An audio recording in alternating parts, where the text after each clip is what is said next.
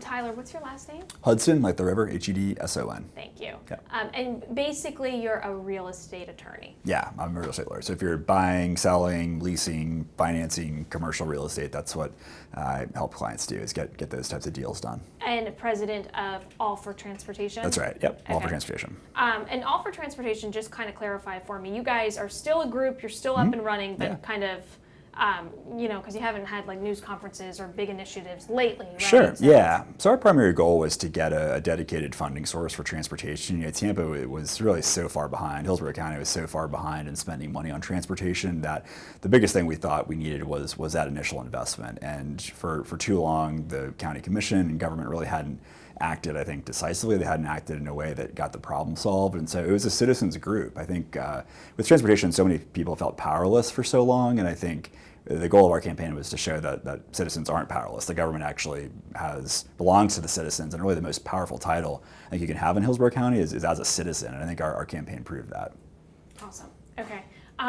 Let me kind of just ask you, just from your experience, why do you think Tampa now is attracting younger people, young professionals, people maybe in the prime of their life that want to come here, settle here, build a family here, and also work here? Yeah, I think probably just one word, and it says opportunity. I think Tampa has more opportunity than a lot of larger markets, and that might seem counterintuitive because we don't have Google or Facebook here. It's not the capital of the country, but it is the type of place where no matter where you come from, you can really make a big difference right away. Obviously, the quality of life I think here is great. It gets a little bit hot right now, but it's a great place to raise a family. It's a great place to be single. It's a great place to do really whatever you want. I think when you spend a lot of time in larger markets, which are great places to live, I had the time of my life living in DC for 7 years, there gets to be a point where you maybe want to try a little bit of a different pace and kind of bring the skills and the relationships and things like that you've acquired in those other places to a market like Tampa, where I think you can make a little bit more of a difference. Mm-hmm. So for you, what was it personally that made you say, you know what, I think I'm done with DC and I'm ready to go back home? Yeah, well, my wife and I both worked in politics. My wife worked in the White House, and I think we both thought that Washington had kind of run its course for us. It's a little bit of a company town with politics, and we both wanted to get grad degrees, and so I was going to get a law degree. My wife wanted to get her MBA, and so we just thought, we'd try Gainesville out, try a college town out. And it was great. We adopted a dog, and I coached a girls basketball team. My wife played college basketball, and it was a good change of pace. But then after that, we really had a choice about whether Tampa, Atlanta, New York, go back to Washington.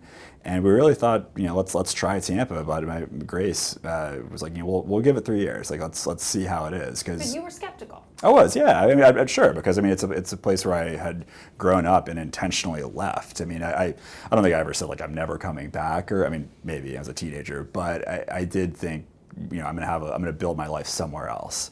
But the Tampa that I came back to in 2013 was a lot different than the Tampa that I had left when I graduated from high school 10 years earlier. What do you think was some of Tampa's older, or maybe still exists but is changing? Somebody said something funny to me who's lived here her whole life. It was strip clubs and steakhouses. What would you say? We still have good steakhouses. I think Tampa is it's kind of a corny word, but really enriched so much by all the different people that come here. It is kind of a melting pot. I think it's not a coincidence that a lot of big restaurant chains, for example, try out new menu items in a place like Tampa, because Tampa is so kind of like microcosmic for the country as a whole. And so, I wasn't, really around in those like the heydays of strip clubs and steakhouses, but the Tampa that I came back to was a much more exciting, eclectic place. Mm-hmm. Had a little bit more of an identity, I think. And do you think that the modern young professional, the millennial, really craves that experience that goes beyond just a good steak? Kind of in terms of being hipper and having that energy, and it's more of an atmosphere-driven attraction. Do you think that? Yeah, I think there's something to that for sure. I think if you like the outdoors, it's a great place for that.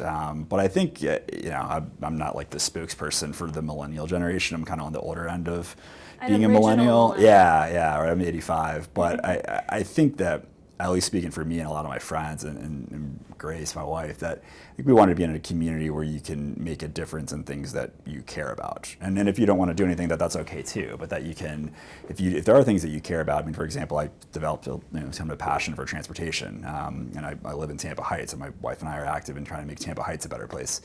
Tampa affords that opportunity because I don't think it's not necessarily the case that whenever you meet someone here, it's like, where did you go to elementary school? And again, I think that's because there are so many people who come from away to make Tampa their home. And that's like almost like a renewable energy source, I think, for the city, because people never get satisfied with how things are, which is, I think is awesome. Mm-hmm.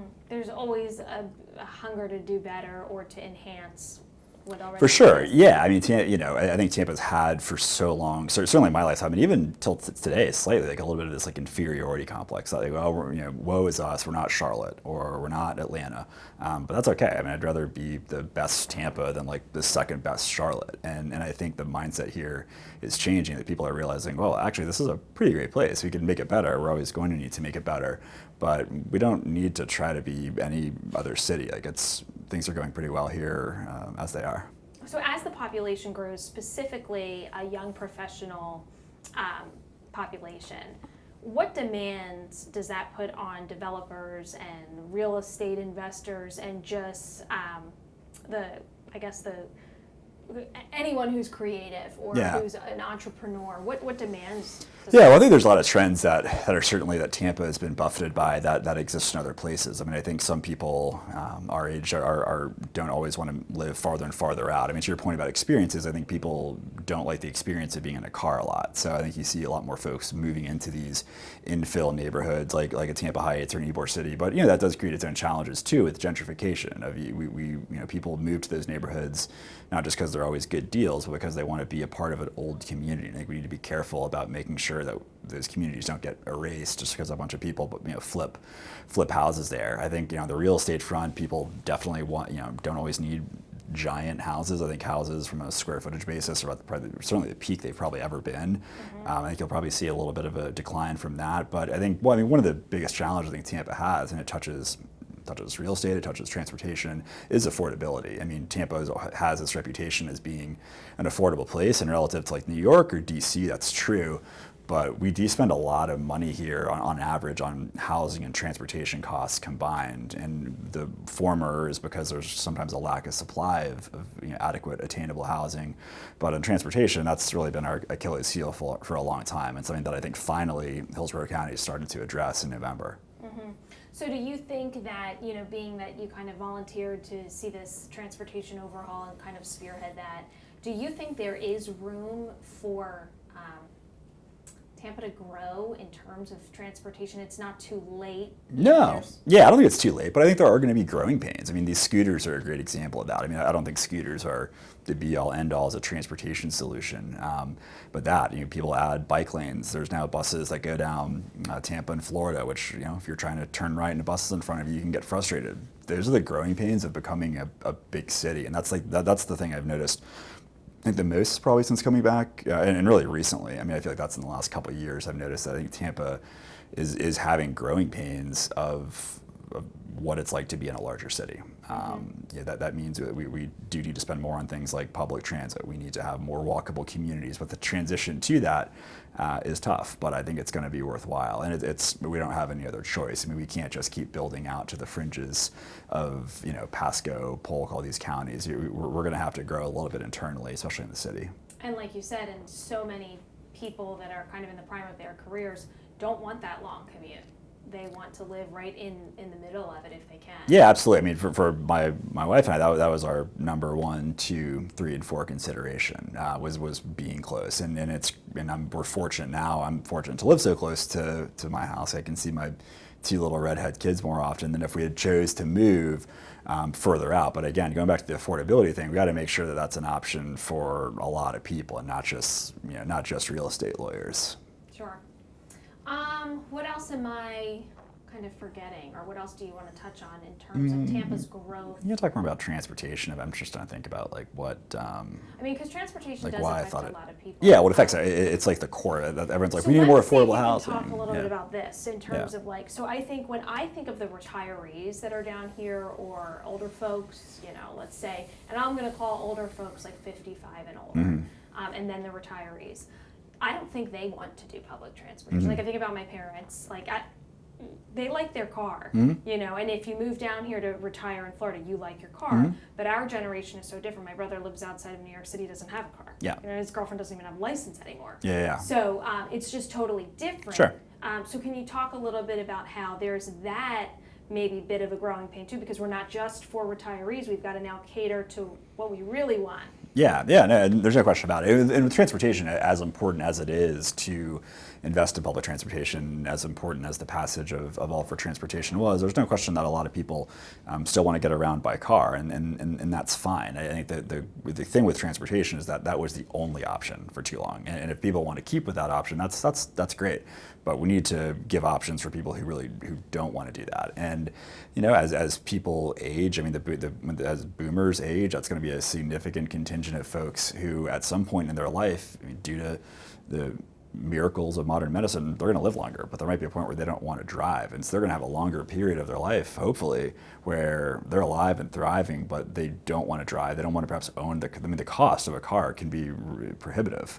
And so we found more support on a transportation campaign than I think some would have thought from folks in places like Riverview, Sun City Center. I mean, people who know all these things are going on at Armature Works, or they want to go to the Tampa Theater, or they heard that Osteria opened up on Franklin Street, and they want to go to those places, but it's really far away. They might not want to drive. They might want to have a second glass of wine. And so that's really what public transit is about. It's about putting choice and opportunity. And it also connects to things like trails. I mean, this is an outdoorsy place. I mean, notwithstanding the summer heat, people want to be out and about, and I think public transit's a way to connect people to that. But the whole thing of our campaign was always about choice. And if you choose to keep your own car and drive it on the street, that's fine, because just because you might not ride the bus doesn't mean your neighbor might not, or someone else might not, and that's one car off the road. It makes your life a little bit easier. Yep.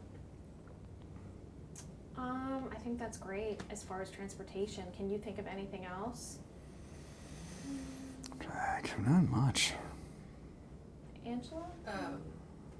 You want to ask him a few questions about the scooter in case we... Yeah, that's a good idea. I was going to pitch us. We saw a lot of people on the scooters today. Yeah, it's nuts. Yeah. Like, it's crazy how people, I mean, you need to not ride those on the sidewalk. I mean, and I used to ride my bike to work in DC, and I lived in Logan Circle, I worked in Georgetown, and I would get on K Street, which kind of bisects the city.